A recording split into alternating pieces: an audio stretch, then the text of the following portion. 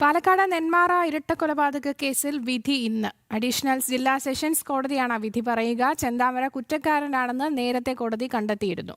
പ്രതിക്ക് വധശിക്ഷ നൽകണമെന്നാണ് പ്രോസിക്യൂഷന്റെയും കൊല്ലപ്പെട്ട സുധാകരൻ സജിത ദമ്പതികളുടെ മക്കളുടെയും ആവശ്യം. അരുൺ ആലത്തൂരാണ് കൂടുതൽ വിവരങ്ങൾ നൽകുവാനായി ചേരുന്നത്. Good morning Arun.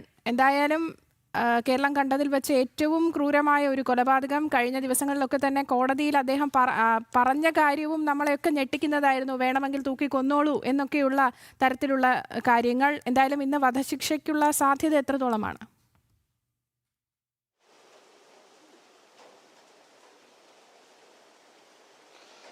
Morning Aryasree. Suresh, ചെന്താമരയ്ക്ക് വധശിക്ഷ തന്നെ വേണം അല്ലെങ്കിൽ നൽകണം എന്നുള്ളതാണ് പ്രോസിക്യൂഷനും അതുപോലെ തന്നെ കൊല്ലപ്പെട്ട ഈ സജിതയുടെയും സുധാകരന്റെയും മക്കളും പ്രധാനമായിട്ടും ആവശ്യപ്പെടുന്നത്. ഇന്ന് ഏതായാലും ഈ നെന്മാറ ഇരട്ട കൊലപാതകത്തിൽ എന്തായിരിക്കും വിധി എന്ന് നമുക്ക് അറിയാൻ സാധിക്കും. 11 മണിയോടുകൂടിയാണ് കോടതി ചേരുന്നത്. അതിനുശേഷം ആദ്യം തന്നെ ഈ കേസ് പരിഗണിക്കാനുള്ള സാധ്യതയാണ് കാണുന്നത്. കാരണം കഴിഞ്ഞ ദിവസങ്ങളിലൊക്കെ അങ്ങനെ തന്നെയായിരുന്നു.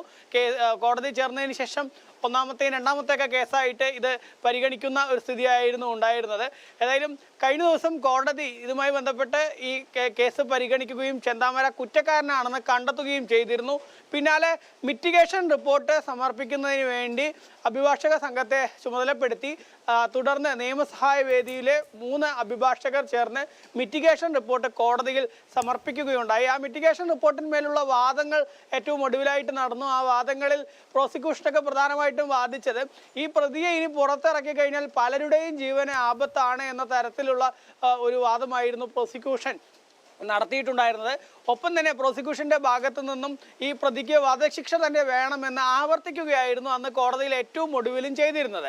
ഒപ്പം തന്നെ പ്രതിഭാഗത്തെ സംബന്ധിച്ചിടത്തോളം പ്രതിഭാഗം ഈ മിറ്റിഗേഷൻ റിപ്പോർട്ടിനെ അനുകൂലമാക്കി വധശിക്ഷയിൽ നിന്ന് ഇളവ് അല്ലെങ്കിൽ വധശിക്ഷ അല്ലാതെ മറ്റ് ഏതെങ്കിലും ജീവപര്യന്തമോ മറ്റോ പ്രഖ്യാപിക്കുന്നതിന് വേണ്ടിയുള്ള ഒരു വാദമായിരുന്നു പ്രതിഭാഗത്തിന്റെ ഭാഗത്തു നിന്ന് നടത്തിയിരുന്നത്. പ്രതിഭാഗം പ്രധാനമായിട്ടും പറഞ്ഞത് പ്രതിക്ക് മാനസാന്തരമുണ്ട്, കുറ്റം ചെയ്തതിൽ കുറ്റബോധമുണ്ട് എന്ന തരത്തിലായിരുന്നു പ്രതിഭാഗം വാദിച്ചത്.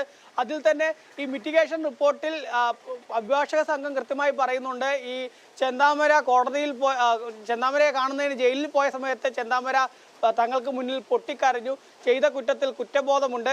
അതുപോലെ തന്നെ ഈ കൊല്ലപ്പെട്ടിട്ടുള്ള സുധാകരന്റെ രണ്ടാമത്തെ മകളുടെ ചിലവ് താൻ വഹിക്കാമെന്ന് ചെന്താമര പറഞ്ഞു എന്നൊക്കെ മിറ്റിഗേഷൻ റിപ്പോർട്ടിലുണ്ട്. അതുകൊണ്ട് തന്നെ ഇതിൽ ഏത് തരത്തിലുള്ള ശിക്ഷ കോടതി നൽകും എന്നുള്ളതാണ് പ്രധാനമായിട്ടും അറിയേണ്ടതായിട്ടുള്ളത്. കാരണം വിചാരണ കാലയളവിൽ ഒരിടത്ത് പോലും ഈ ചെന്താമര കുറ്റബോധമോ മറ്റോ പ്രകടിപ്പിച്ചിട്ടുണ്ടായിരുന്നില്ല.